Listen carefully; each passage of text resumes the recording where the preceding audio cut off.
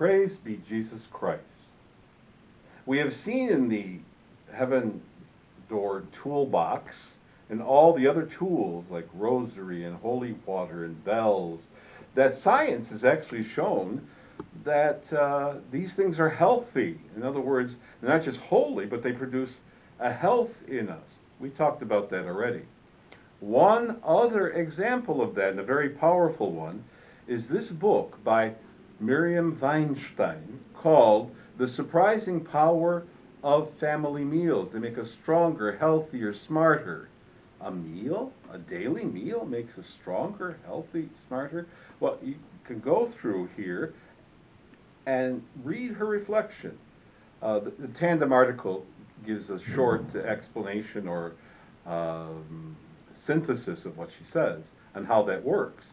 But science is proving that a daily meal is healthy. Well, if the daily meal makes us stronger, healthier, happier, could there not be a supernatural power to a daily meal or meal of faith?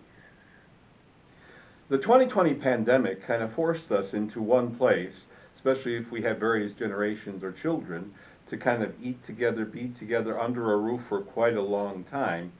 And for many of us, in various ways, that was a challenge. If you remember, too, I had said a while ago that Jesus chose the meal as the way to transform the world into a world more loving, more caring, more eternal, more heavenly. The meal itself. And that is partially shown to us by Warner Sallman's picture, Jesus knocking at the door. But what's missing here is what? When the door is open, Jesus comes and sits down at the table. So Jesus knocks on the door, symbolic here of the heaven door. When we allow him to come in and welcome him in, he comes and sits at our table. And so here, again, the meal enters in as the Christian way of renewing the world.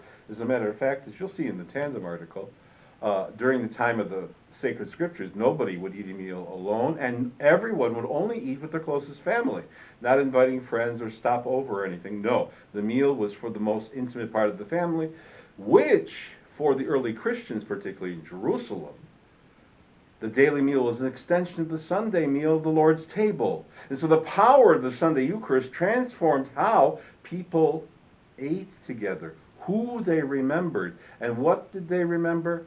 The encounter with Jesus on the Sunday. So there is a supernatural power of a faith meal, which has one other expression to it as well, and that becomes Christian hospitality. No one else but a Christian home would welcome a foreigner, a stranger, because only family members were to sit together. Anybody who was stranger somehow defiled, or at least didn't understand and couldn't participate in the family table meal or prayer. Meal and table in this domestic heaven window spirituality must be bound together. The breaking of the bread at the Lord's table in church, and that transformation extends its power into the home, transforming us who gather at the tabernacle of the Word, who light the candle of prayer, who pray for the world, who connect ourselves with heaven and each other in the beads, who sprinkle the water of purification and joy and baptism. All these, which have been proven even scientifically healthy, all happen in relationship of welcoming Jesus through the door to our table and sitting down with him. This Christ-centered home, expressed in the door and the table, is the way Jesus wanted to restore the earth, to transform us, to make us actually, as Miriam says in her book, healthier, happier, stronger, smarter, and I would add the word holier. And therefore the shared meal in the Christian believer's home, the daily shared meal, is a miraculous transforming intimacy. Oh, it doesn't have to be perfect. Please, again, see the Tandem article because it talks about that. And it doesn't have to be fancy. It could be pizza and wings. But just people gathering together, and how the meal interaction transforms our life, makes us more human, for us, makes us closer to the divine. Because of Jesus' presence there. And lastly, here's the key. Everyone, put it this way, everyone who sits at the table with Jesus has to take on his mission. Everyone who ate with Jesus and accepted his invitation to this meal needs to take on his gospel mission in their life. That's the Jesus key. If you want to call it the Jesus trick. Sitting down with Jesus means taking up mission to the world. Now do you see, can you understand a little bit why the unity of the table and the heaven door are so important to keep together? And that's why at least its proximity needs to be close to the family table.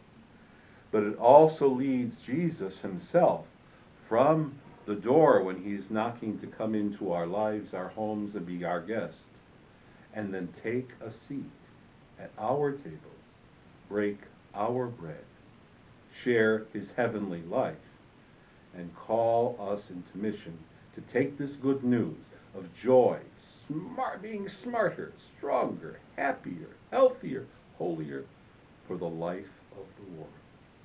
Perhaps now it makes a little bit more sense. What's the transforming power of the family meal, the table, and its proximity to the door in which Jesus enters. Praise be Jesus Christ.